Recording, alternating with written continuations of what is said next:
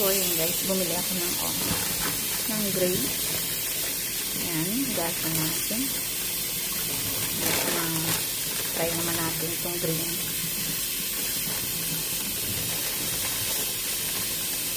Ang malaki. Pero matamis siya kasi tindahin mo ngayon. Ayan.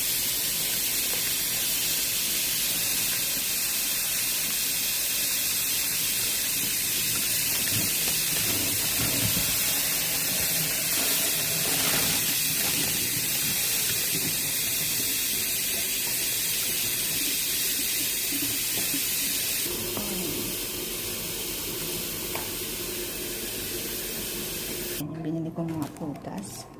Bumili ako nitong blackberry. Yes. Paborito yan ng anak ko. Paborito yan ng anak kong bunso.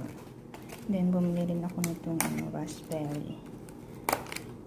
Yeah, fresh na fresh pa siya. So, yan. Mga prutas muna tayo ngayon. So, yan guys. Yum. And then, bumili ako ng pineapple na nabalatan na siya kasi ang hirap magbalat. Tinry ko ba dati na ako yung magbabalat pero mahirap. So, binili ko yung wala ng balat.